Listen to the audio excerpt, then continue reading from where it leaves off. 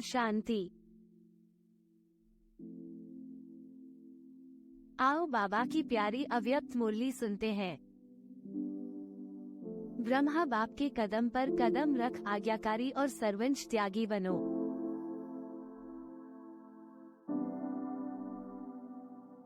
आज बेहद का बाप दादा अपने बेहद के सेवा साथियों को देख रहे हैं। दो प्रकार के साथी हैं, एक है स्नेह संबंध का साथ निभाने वाले और दूसरे हैं स्नेह संबंध और सेवा का साथ निभाने वाले।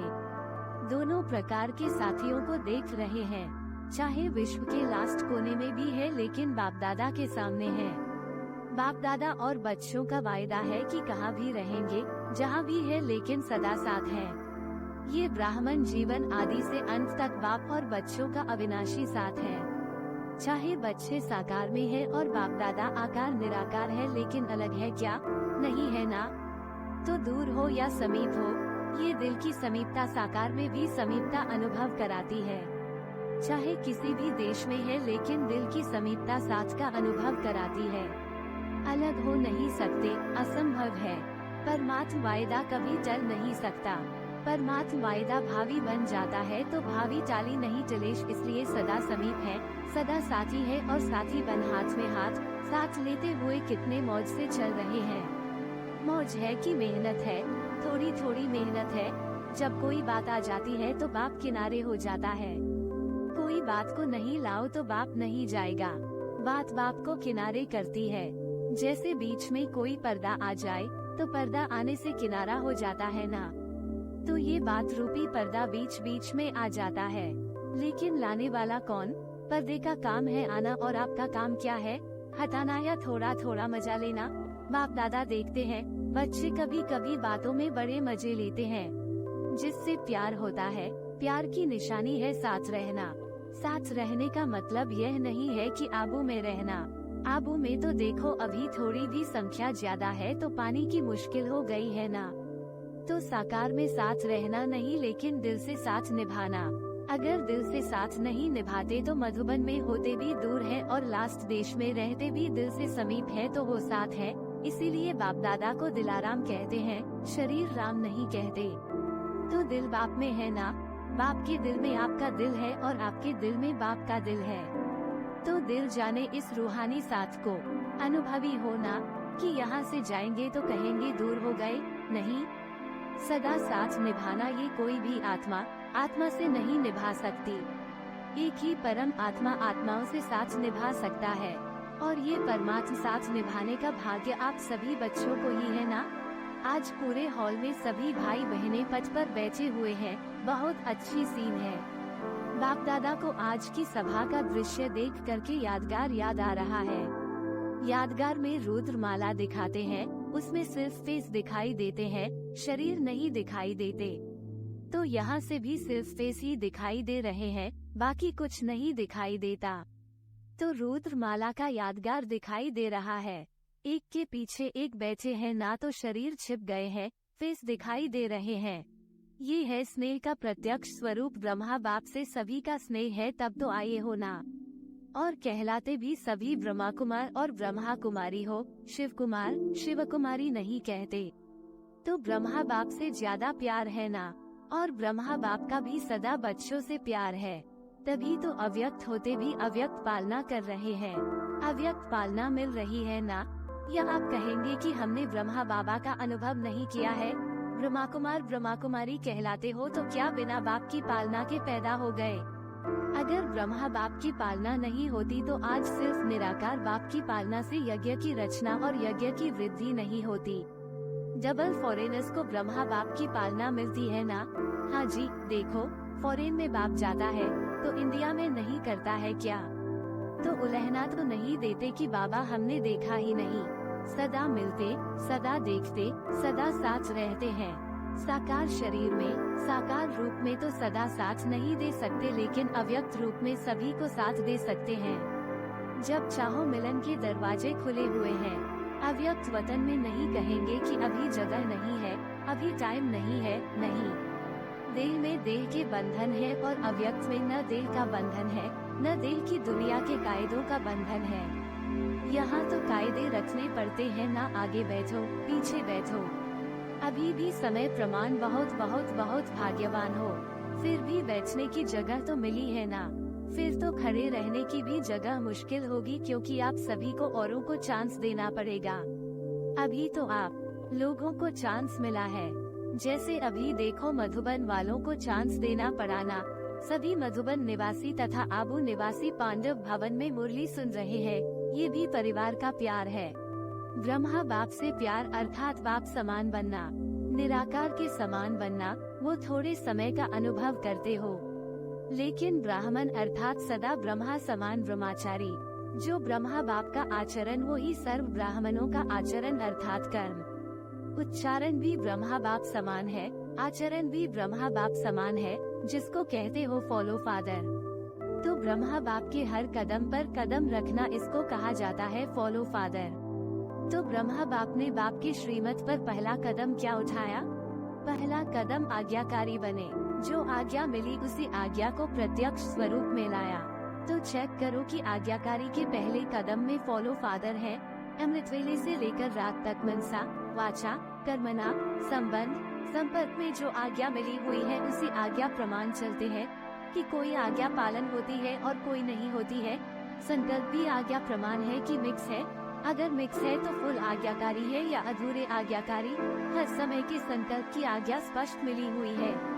अमृत वेले क्या संकल्प करना है ये भी स्पष्ट है ना। तो फॉलो करते हो कि कभी परमधाम में चले जाते हो और कभी निद्रालोक में चले जाते हो। हर कर्म में हर समय कदम पर कदम है। बाप का कदम एक और बच्चे का कदम दूसरा हो तो उसे आज्ञाकारी नहीं कहेंगे ना। चाहे परमार्थ में चाहे व्यवहार में, दोनों में जो जैसी आज्ञा है वैसे आज्ञा को पालन करना, इसकी परसेंटेज चेक करो। चेक करना आता है तो पहला कदम आज्ञाकारी बने। इसलिए आज्ञाकारी को सदा बाप की दुआएं स्वतः मिलती है और साथ साथ ब्राह्मण परिवार की भी दुआएं हैं। तो चेक करो कि जो भी संकल्प किया, चाहे स्वप्रति, चाहे सेवा के प्रति, चाहे स्थूल कर्म के प्रति या अन्य आत्माओं के प्रति, उसमें सबकी दुआएं मिली। क्योंकि आज्ञाकारी बनने से सर्व की दुआएं मिलती है, और यदि दुआएं मिल रही है तो उसकी निशानी है कि दुआओं के प्रभाव से दिल सदा संतुष्ट रहेगी, मन संतुष्ट रहेगा। बाहर की संतुष्टता नहीं, लेकिन मन की संतुष्टता। और मन की संतुष्टता यथार्थ है व मियां मृत्यु है इसकी निशानी। अगर यथार्थ रीति से यथार्थ आज्ञाकारी है, दुआएं है तो सदा स्वयं और सर्व डबल लाइट रहेंगे। अगर डबल लाइट नहीं रहते तो समझो मन की संतुष्टता नहीं। बाप की व परिवार की दुआएं भी नहीं मिल रही है, परिवार की भी दुआएं आवश्यक हैं। ऐसे नहीं समझो कि बाप से हमारा कनेक्शन है, बाप की तो दुआएं हैं, परिवार से नहीं बनता कोई हर्जा नहीं। पहले भी सुनाया कि माला में सिर्फ युगल दाना नहीं है, उससे माला नहीं बनती। तो माला में आना है, इसलिए पूरा लक्ष्य रखो कि हर एक आत्मा मुझे देखकर खुश रहे, देख करके हल्के हो जाएं, बोझ खत्म हो जाए। तो दिल की संतुष्टता व आज्ञाकारी की दुआएं स्वयं को भी लाइट और दूसरे को भी लाइट बनाएंगी। इससे समझो कि आज्ञाकारी कहाँ तक है। जैसे ब्रह्मा बाप को देखा हर एक छोटा बड़ा संतुष्ट होकर खुशी में नाचता। नाचने के टाइम तो हल्के होंगे ना, तभी तो नाचेंगे ना। चाहे कोई मोटा है लेकिन मन से हल्का है तो भी नाचता है, और पतला है लेकिन भारी है तो नहीं नाचेगा। तो बोल ऐसे हो जो स्वयं भी अपने आप से संतुष्ट हो और दूसरे भी संतुष्ट रहें। ऐसे नहीं, हमारा तो भाव नहीं था, हमारी तो भावना नहीं थी, लेकिन भाव और भावना पहुँचती क्यों नहीं? अगर सही है तो दूसरे तक वाइब्रेशंस क्यों नहीं जाता है? कोई तो कारण होगा ना। तो चेक करो दुआओं के पात्र कहाँ तक बने हैं। जितना अभी बाप और ब्राह्मण आत्माओं की दुआओं के पात्र बनेंगे, उतना ही राज्य के पात्र बनेंगे। अगर अभी ब्राह्मण परिवार को संतुष्ट नहीं कर सकते तो राज्य क्या चलाएंगे? राज्य को क्या संतुष्ट करेंगे? क्योंकि ब्राह्मण आत्माएं आपकी रॉयल फैमिली बनेंगे, तो जो फैमिली को संतुष्ट नहीं कर सकते वो प्रजा को क्या करेंगे? संस्कार तो यहाँ भरना है ना, कि वहाँ योग करके भरेंगे, यहाँ ही भरना है। अगर वर्तमान ब्राह्मण परिवार में कारण का निवारण नहीं कर सकते, कारण कारण ही कहते रहते हैं, तो जहाँ कारण है वहाँ निवारण शक्ति नहीं है। अगर परिवार में निवारण शक्ति नहीं तो विश्व के राज्य को क्या निवारण करेंगे? क्योंकि आपके राज्य में हर आत्मा सदा निवारण स्वरूप है। वहाँ कारण होंगे क्या? जैसे अभी राज्यसभा में कारण बताते हैं, ये कारण है, ये कारण है, ये कारण है। वहाँ ऐसे राज्य दरबार होगी क्या? वहाँ तो सिर्फ खुश पूछेंगे। सिर्फ दरबार नहीं है लेकिन बहुत अच्छा मिलन है। तो कारण कहकर अपने को दुआओं से वंचित नहीं करो।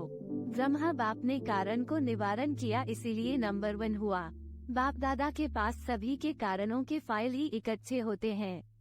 सभी के फाइल है, किसका छोटा किसका बड़ा फाइल है। तो अभी भी फाइलें रखनी है, फाइल बढ़ाते रहना है या रिफाइन होना है, तो आज से फाइल सब खत्म कर दे, फिर दूसरा नया फाइल तो नहीं रखना पड़ेगा। अगर नया फाइल रखा तो फाइन पड़ेगा। सोच लो, बोलो खत्म करे कि थोड़ा दिन रखे, शिवरात्रि तक रखे। जो समझते हैं शिवरात्रि तक थोड़ी मार्जिन मिलनी चाहिए, तब तक पुरुषार्थ करके रिफाइन हो जाएंगे, वो हाथ उठाओ। अच्छा है, हिम्मत रखना भी अच्छी बात है, लेकिन सिर्फ अभी हिम्मत नहीं रखना। ऐसे तो नहीं, बाप दादा के सामने थे तो हिम्मत थी, नीचे उतरे तो थोड़ी हिम्मत कम हो गई, और अपने देशों में गए तो और कम हो गई। कोई बात आई तो और कम हो गई। ऐसे तो नहीं करेंगे। देखो, जब कोई भी कारण सामने आता है और कारण के कारण हिम्मत कम होती है, कमजोरी आती है, और जब वो बात समाप्त हो जाती है तो अपने ऊपर शर्म आती है ना, अपने ऊपर ही संकोच होता है कि ये अच्छा नहीं किया, ये अच्छा नहीं हुआ करके, और फिर पश्चाताप करें। ये तो आपकी प्रजा का काम है या आपका है? पश्चाताप वाले क्या राजा बनेंगे? तो सोचो, साक्षी स्थिति के सिंहासन पर बैठ जाओ और अपने आप को ही जज करो। अपना जज बनना, दूसरे का जज नहीं बनना। दूसरे का जज बनना सभी को आता है, दूसरे का जज बहुत जल्दी बन जाते हैं और अपना वकील बन जाते हैं। तो साक्षीपन के सिंहासन पर अपने आप का निर्णय बहुत अच्छा होगा। सिंहासन के नीचे रहकर जज करते हो तो निर्णय अच्छा नहीं होता। सेकंड में तख्तनशीन बन जाओ, ये स्थिति आपका तख्त है। यथार्थ सहज निर्णय का तख्त ये साक्षीपन की स्थिति है। साक्षी नहीं होते हैं तो दूसरे की बात, दूसरे की चलन वो ज्यादा सामने आती है, अपनी नहीं आती। अगर साक्षी होकर देखेंगे तो अपनी भी नजर आएगी, दूसरे की भी नजर आएगी। फिर जजमेंट जो होगी वो यथार्थ होगी, नहीं तो यथार्थ नहीं होती। बाप दादा ने पहले भी सुनाया था कि ड्रामा में जो भी बातें आती है, उन बातों में बहुत अच्छा अक्ल है, लेकिन कभी कभी ब्राह्मण बच्चों में अक्ल थोड़ा कम हो जाता है। बात आती है और चली जाती है, लेकिन ब्राह्मण बच्चे बात को पकड़ कर बैठते हैं। बात रुकती नहीं, चली जाती है, लेकिन स्वयं बात को नहीं छोड़ते। तो बातों में अक्ल ज्यादा हुआ या ब्राह्मणों में बातें अक्ल वाली हुई ना? कई बच्चे कहते हैं 2 दिन से ये बात चल रही है, 2 घंटे ये बात चली और 2 घंटे में गंवाया कितना, 2 दिन में गंवाया कितना, तो अक्ल वाले बनो। अच्छा,